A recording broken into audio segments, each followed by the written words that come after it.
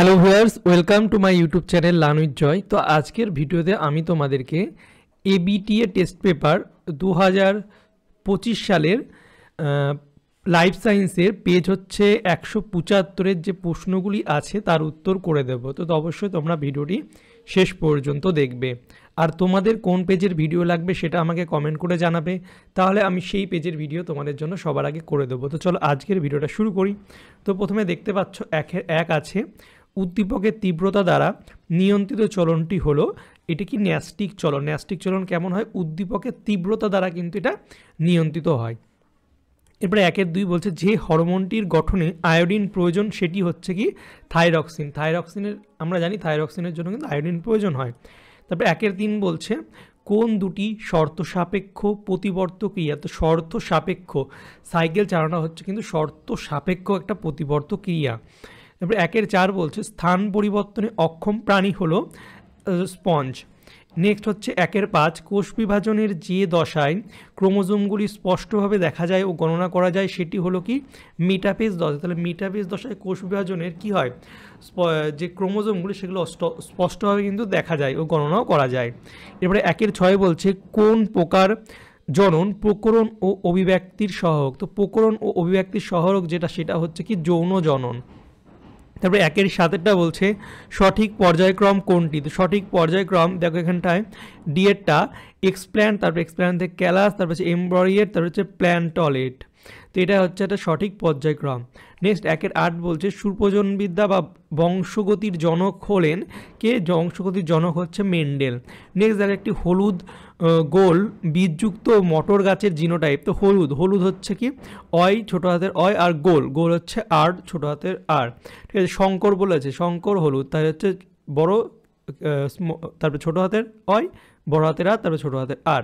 Next দেখো 1-10 বলছে মানুষের বর্ণন্ধতার জন্য দায়ী জিনটির বৈশিষ্ট্য হলো কি। মানুষের বর্ণন্ধতা প্রচ্ছন্ন এবং এক্স ক্রোমোজোমে থাকে, ঠিক আছে এই জিনটা বর্ণন্ধতা। তারপরে 1-11 বলছে পৃথিবী সৃষ্টির সময় যে গ্যাসটি ছিল না সেটি কি ছিল না, অক্সিজেন কিন্তু ছিল না, এটা পরে হয়েছে অক্সিজেনটা।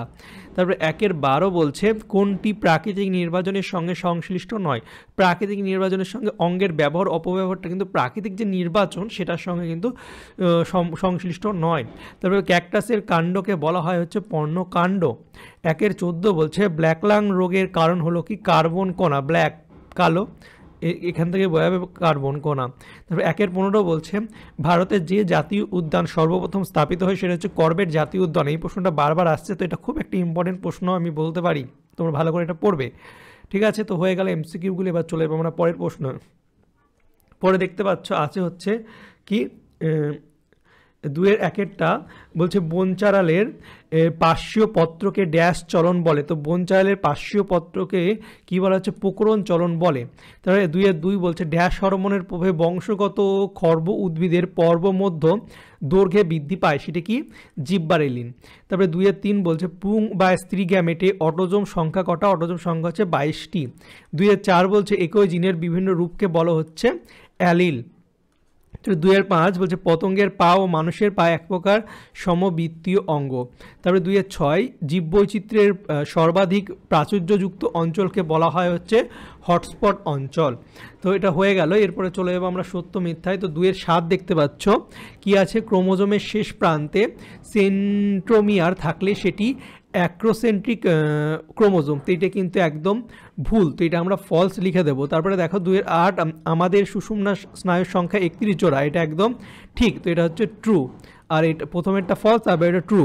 তারপরে কি 2-9 বলছে উদ্ভিদের অযৌন জননের একক হচ্ছে গ্যামেট। না, উদ্ভিদের অযৌন জননের একক গ্যামেট না, তো এটাও কিন্তু ফলস।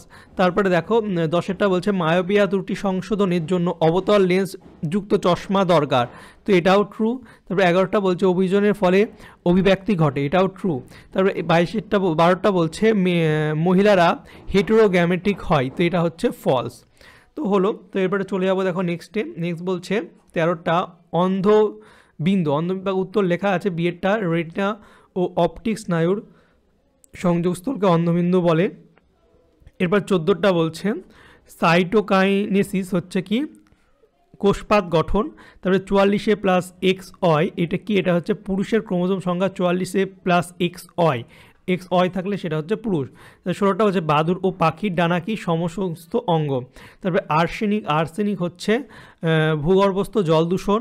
তারপরে গর্ভমুণ্ডে স্থানান্তরকরণ হচ্ছে পরাগরেণু।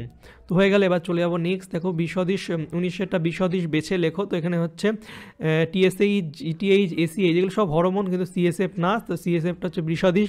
তারপরে 22টা 20টা বলছে বিভাজন হয় না এরূপ দুটি প্রাণীকোষের উদাহরণ। প্রাণীকোষ বিভাজন হয় না, স্নায়ুকোষ আর পেশিকোষ। তারপরে 21টা ফুলের কোন দুটি অংশ রূপান্তরিত হয়ে ফল ও বীজ সৃষ্টি করে? ফল ও বীজ। তো ডিম্বাশয় কিন্তু ফলে আর ডিম্বক হচ্ছে বীজে পরিণত হয়।